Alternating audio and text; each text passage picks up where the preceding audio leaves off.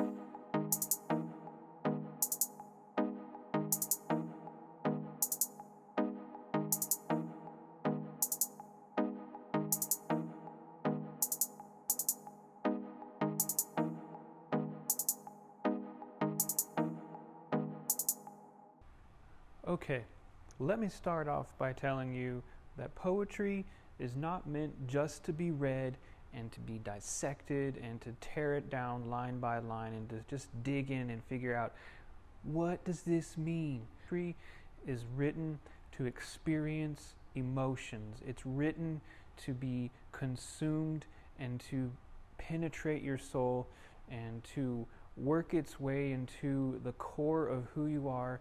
It's meant to bring into your focus the world around you in a way that you haven't been able to see it before. Any kind of literature is designed to get you to see the world in a way that you haven't seen it before. Why would you want to do that? Well, you haven't lived the life that I've lived, and I certainly haven't lived the life that you've lived. So one way to help us understand each other is to read about other people's life experiences. And poetry does this in a way that no other form of art can do. It focuses on language in such an intense way that the reader is forced to look at how language is used to communicate deep emotions like love and suffering and longing and distance.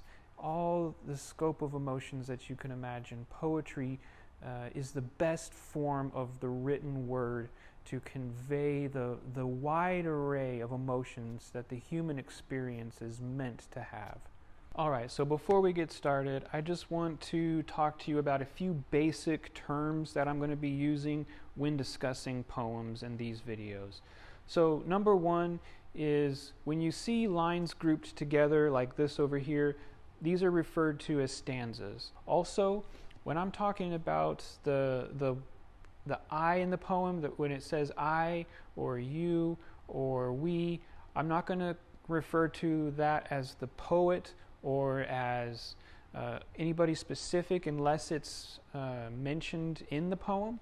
I'm going to be referring to them as the speaker of the poem.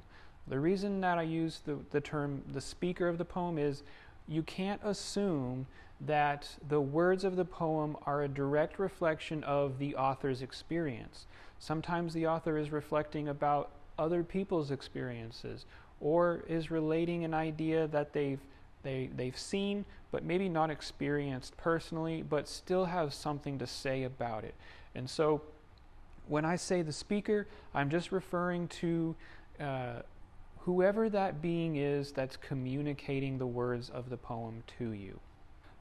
All right, so let's talk about this poem, the room and everything in it. So I just kind of want to go through it one stanza at a time and just tell you what I see when I'm looking at this poem. And I want you to tell me in the comments where you agree with me, what you disagree with, and maybe you take a totally different look at this poem and you see it as something separate entirely than the way that I've presented it to you.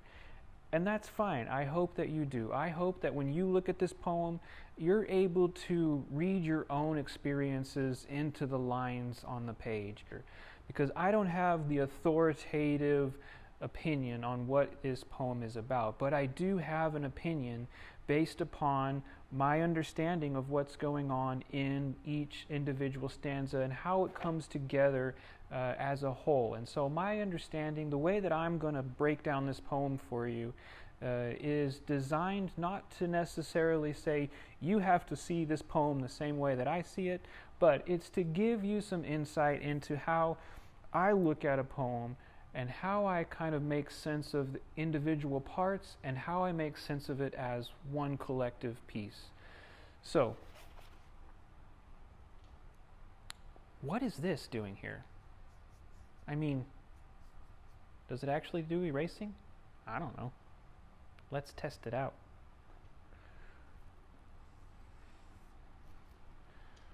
That's an E, or maybe a quantum space wormhole. So stanza number 1. This stanza is setting up the theme of the poem.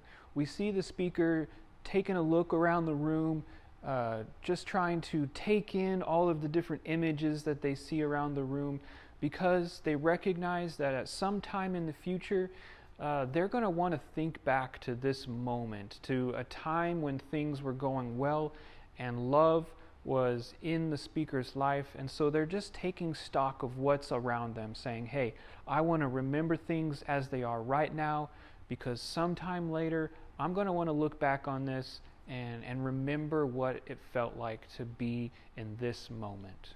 Okay, so in stanza 2, the speaker makes memory a little bit more complicated for us. The speaker says, my father taught me many things, but the one thing that I remember is the art of memory. That's kind of ironic, don't you think? Of all the many things that the father taught him, he remembers the lessons on memory? Okay, so what's going on here? Well, this is supposed to make us think about how memory is complicated. It's not always easy. So at the bare minimum, stanza number 2 just introduces to us that memory is important, but it's not always easy. It doesn't just come naturally. So stanza number 3, the speaker is looking around the room again, acknowledging that love isn't just one thing. It isn't just expressed in one way. We don't have love for just one type of thing. It's not just humans loving humans. It's love for ideas. It's love for objects. It's love for the self.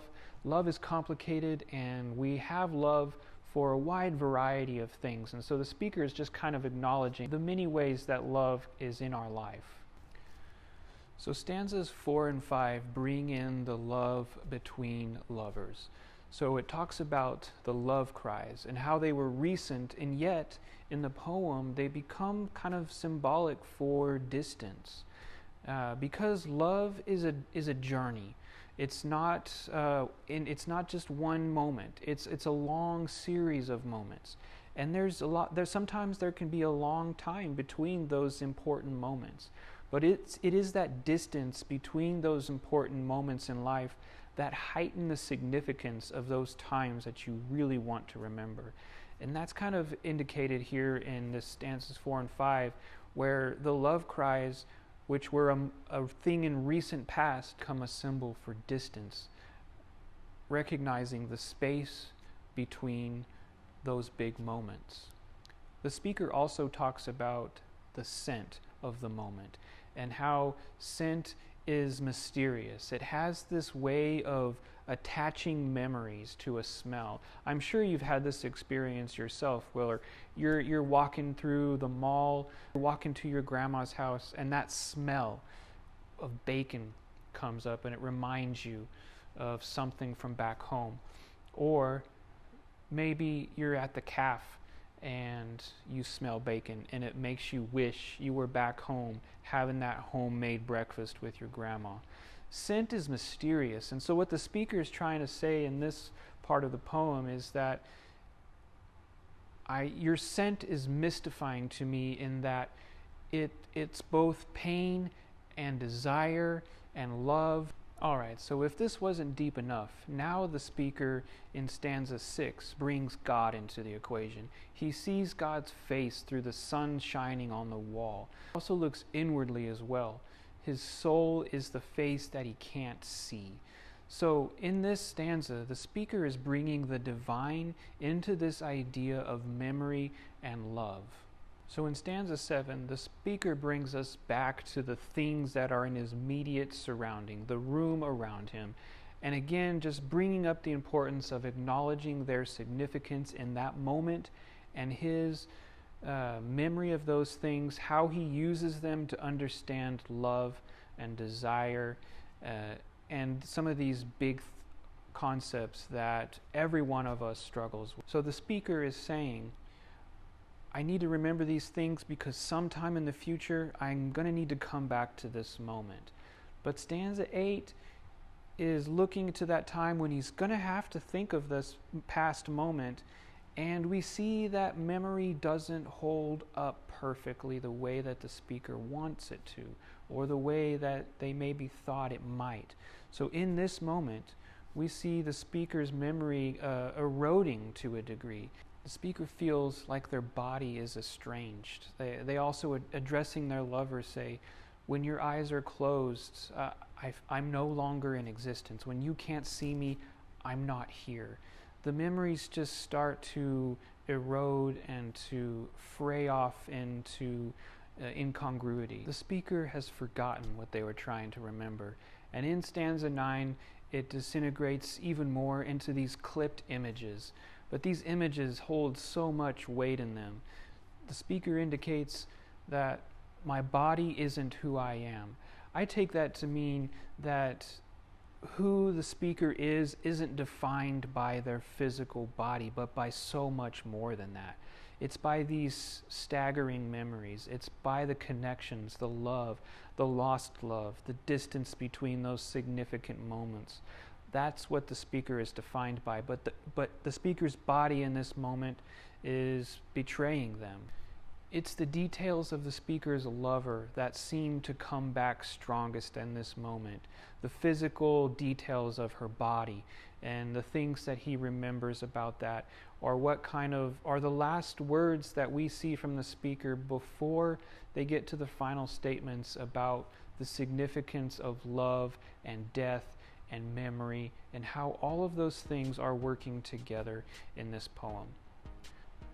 So, we've kind of talked about each stanza individually. I'd like to know what you think it kind of all means together. So in the comments below, I want you to tell me, what do you understand the entire poem to be about? What's important in it? How did it speak to you? And especially right now in this time where many of us are in situations where we don't get to be in the place that we love or be with the people that we love because we're isolated. But each of us is experiencing this in their own way. For me, the things that I love and am missing right now may not be the same things that you wish that you could be a part of, but are kept out of your reach right now. So what I want you to be thinking about with this poem is memory. How do your memories comfort you in times of struggle, in times of sorrow, in times where you're not around the people and the places and the things that you want to be around, people that you love? So I want you to think about that in relation to this poem.